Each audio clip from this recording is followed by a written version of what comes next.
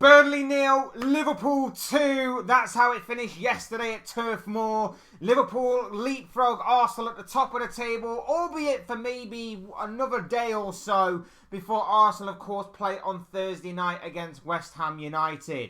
Hey guys, welcome back to the channel. Welcome to another video. Yes, it's the not-so-instant match reaction this time to Liverpool's 2-0 victory against Burnley last night. Of course, Boxing Day fixtures saw an absolute feast of football for our very eyes, in which, of course, we saw plenty of good football, great goals, and, of course, some big results at that. And none more so than what happened, obviously, at Turf Moor between Burnley and Liverpool.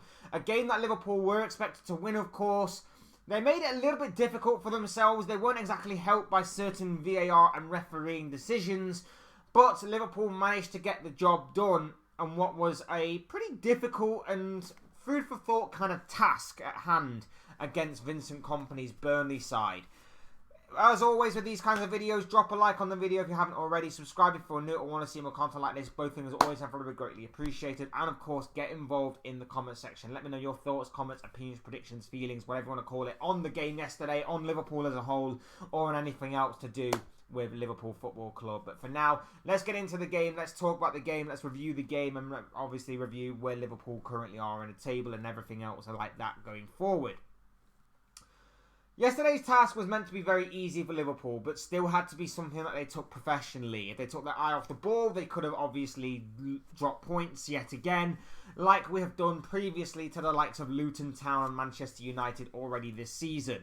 We shouldn't have took our eyes off the ball. We were to take this as professionally as possible. And I felt like we did that for the most part. I felt like our attack was firing better than I've seen it. And I've called for that time and time again in recent weeks, that our attack needs to be more on point. And to be fair, it was. The only thing that was lacking was a clinical enough finish.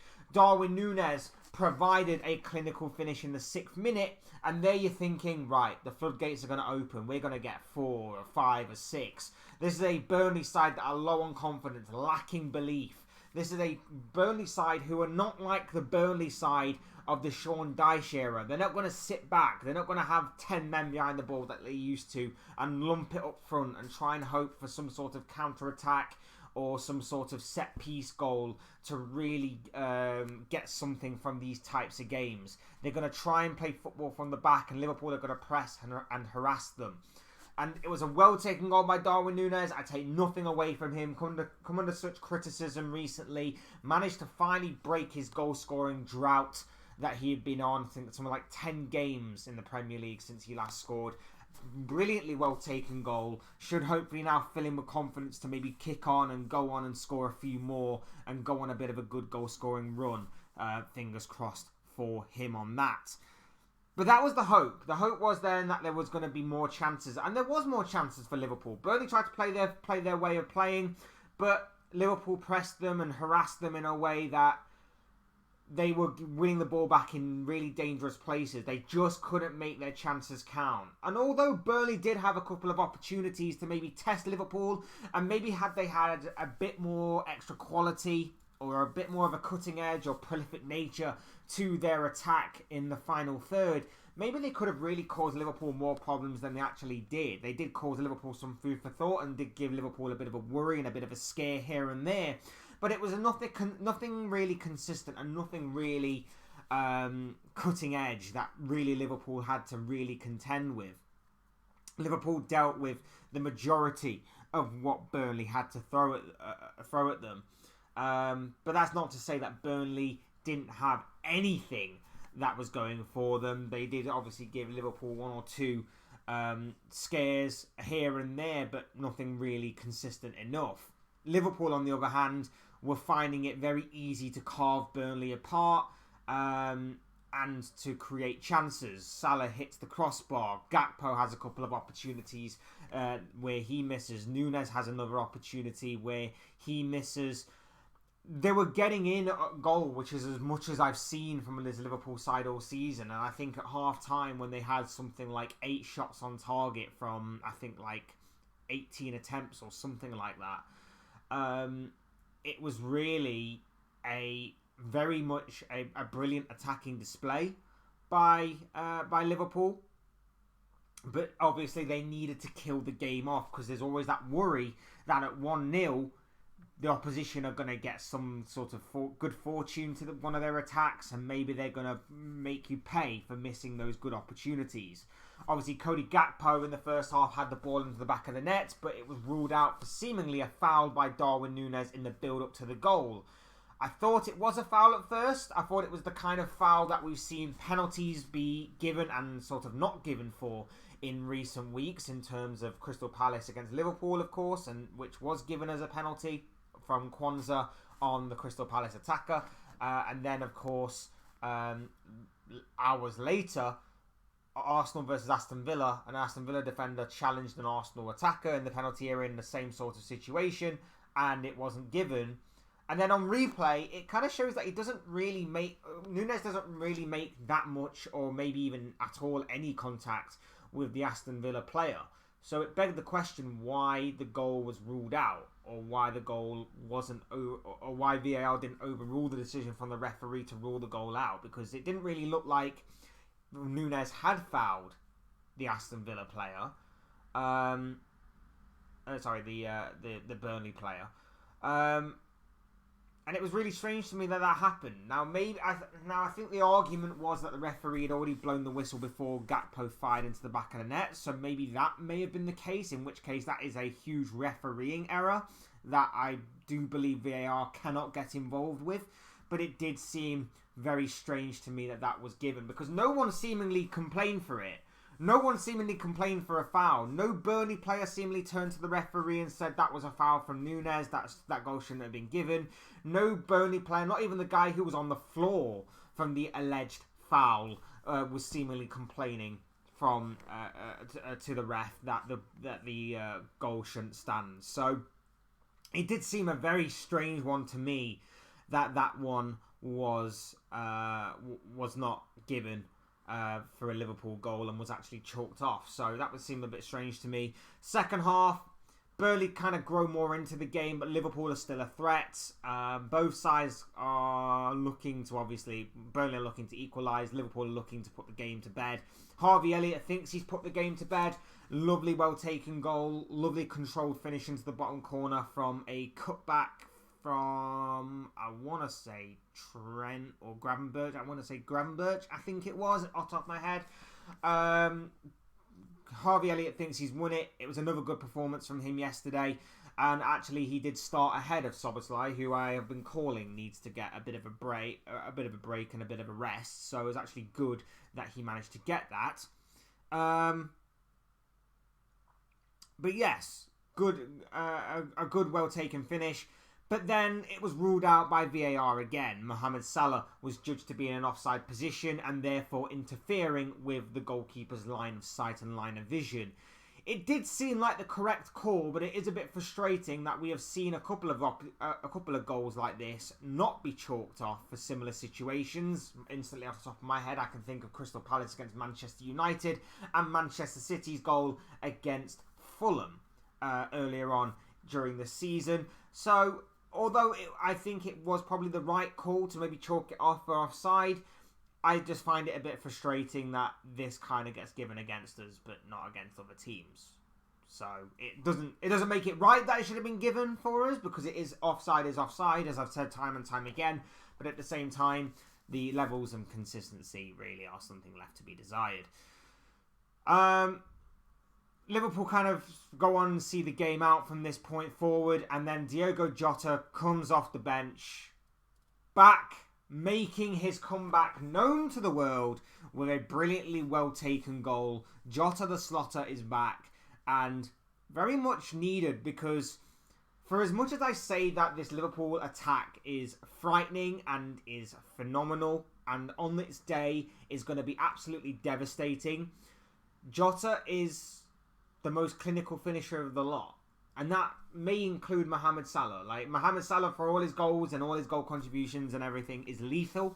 But when you look at Jota and how well he's done since arriving at Liverpool and how brilliantly he takes these goals, he's probably our best finisher. He's probably overall our best finisher. And that's nothing against anyone else. But obviously Nunez Nunez will score a fantastic goal like he did yesterday. He'll score an absolute worldie of a goal like he did against Bournemouth in the Carabao Cup. He'll score 2 quality goals that he scored against Newcastle, but then miss easy opportunities like the ones against Luton. Salah is incredible. Doesn't really need to be called out, but Luis Diaz as well. He'll score a very good and very important clutch goal. Quite underrated, but obviously his overall performances lately haven't quite lived up to the expectation and kind of standard that he set when he first arrived at the club.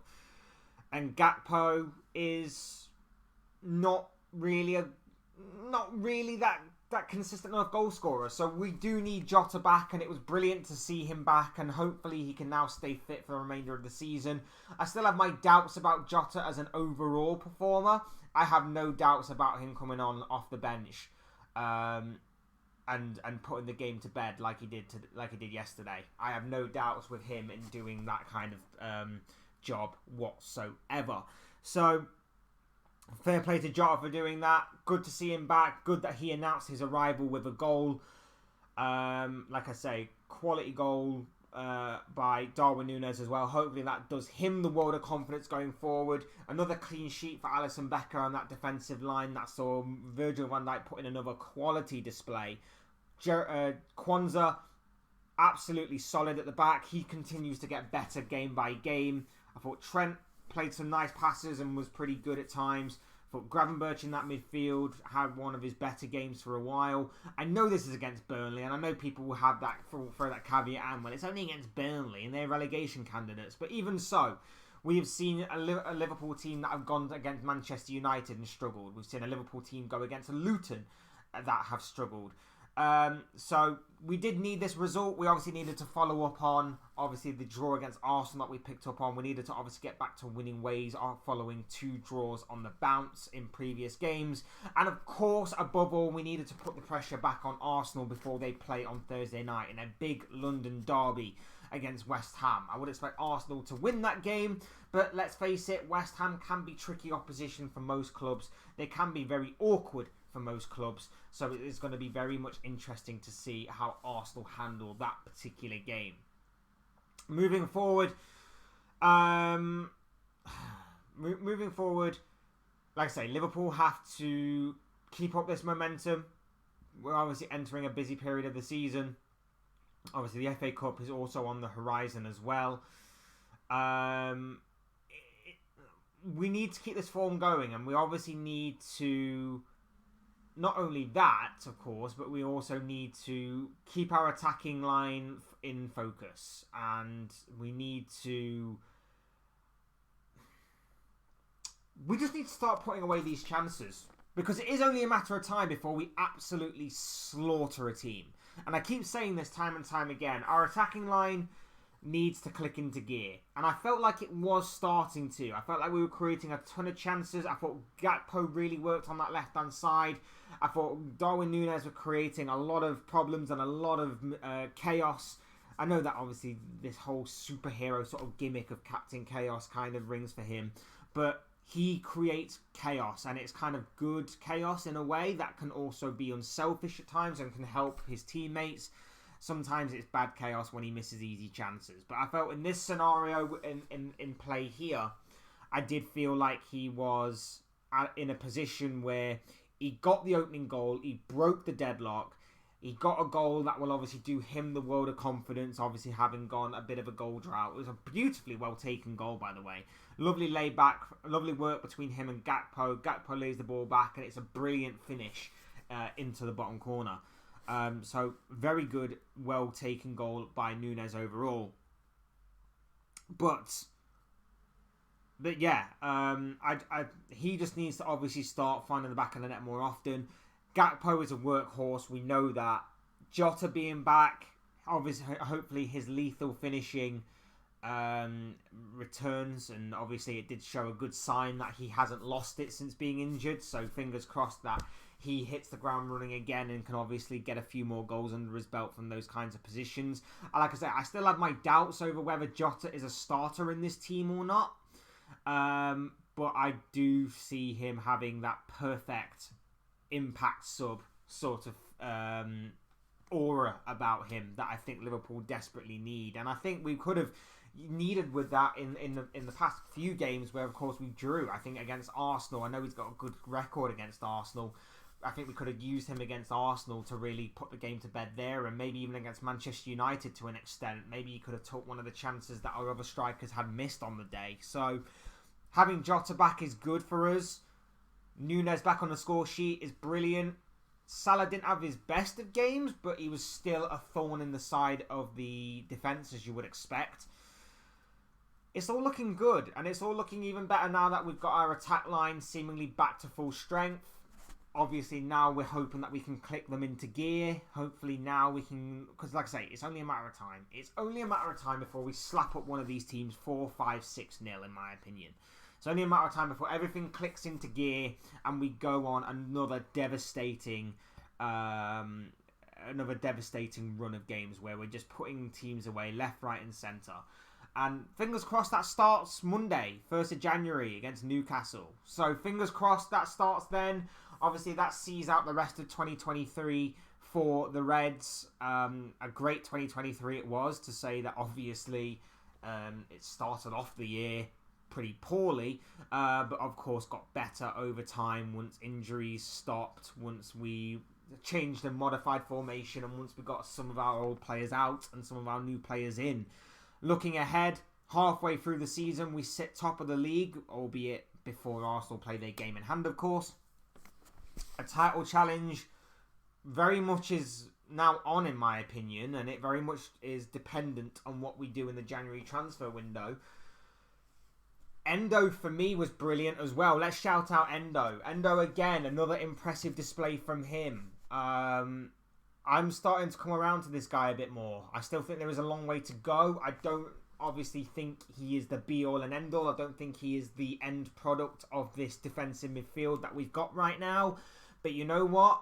For the money that we spent for him, for the seemingly low expectations that we all had of him, or the majority had of him, this guy is slowly starting to come to the party, and this guy is really starting to show his worth, and he could actually turn out to be a real bargain. So I do feel like I owe Endo a bit of an apology right now. I still think he's got some way to go, but for right now, he is looking strong, he's looking solid, and I am enjoying watching Endo in that particular role. I think he's starting to come to terms and come to grips with the level of the Premier League and the level of intensity that Liverpool like to play with. I am liking what I am seeing right now from Endo. Like I say, January transfer window is going to be important. We need to get at least 1 or 2 more players in, I believe, if we're going to be a strong contender and challenger for multiple honours this season. I'm not just talking about the Premier League title race, I'm talking also the Carabao Cup that we're in the semi-final in, and of course the Europa League going forward as well. Those 2 competitions are there for the taking for us. Let's absolutely, by all means, take them seriously and take them by the scruff of the neck and win both of those trophies. Let's take the Premier League game by game as it comes. The FA Cup, like I say, is on the horizon. That's going to start very soon. Let's take that as well. Let's see what we can do this season, because this season has a very big potential now, in my opinion, to really be something special. Premier League I've always been sceptical on. The Premier League I've always been sceptical on because I've seen Liverpool and I've seen like their defence has been a bit awkward, but it's actually been pretty strong these past recent weeks. I think actually our defence has been actually outweighing our attack, and that says a lot considering that I thought our attack was the best part about this team going forward. But our attack hasn't quite clicked into gear, but I feel like when it does, we could be absolutely devastating to any opponent that steps in our way. So, fingers crossed on that one. Like I say, been a very good 2023, particularly the second half of 2023 has been brilliant. We sit top of the table as things stand at the time of recording before Arsenal play their game in hand. A title race is seemingly on for the Reds this season, but I'm looking further afield as well, and I'm looking at other gains of silverware in terms of your FA Cups, your Carabao Cups, your Europa Leagues, that kind of thing. Very much looking forward to it. Very much intrigued and interested in that and everything. So I'm looking forward to it. Should be good. I'm intrigued of what we do in the January transfer window. That, of course, is very close to reopening yet again. I'm very interested. We need to make at least 1 or 2 moves, like I say. And it will further reinforce our chances of silverware come the end of the season. But I'm very glad with how things have gone halfway through the season. Better than what I was anticipating and expecting come the beginning of the season. I'm very much looking forward to seeing what the rest of this campaign has in store for us. Yes, we do need to tidy a few things up. We do need our attack to click into gear. We do need to stop dropping stupid points to teams that we should be beating. Manchester United, Luton. But apart from that, I have very few complaints whatsoever. Brilliant result yesterday. Fair play to Burnley. They played their brand of football. They were decent in spells. I feel like they just didn't have the cutting edge or a lot of quality, should we say, that really should have really given us much more food for thought. But I still think they played pretty well. Fair play to them for playing their brand of football and not sitting 10 men behind the ball. I know it seems a bit salty to say that, but it made for a much more entertaining and better game of football. But yeah, I'm happy with that. I'm happy with it all. Great result for Liverpool. Like I say, I think it's only a matter of time before everything does click into gear. Newcastle at home, Monday night, 3rd of January to kick off New Year's Day. Very much looking forward to it. Cannot wait for that game. Newcastle in a bit of bad run of form.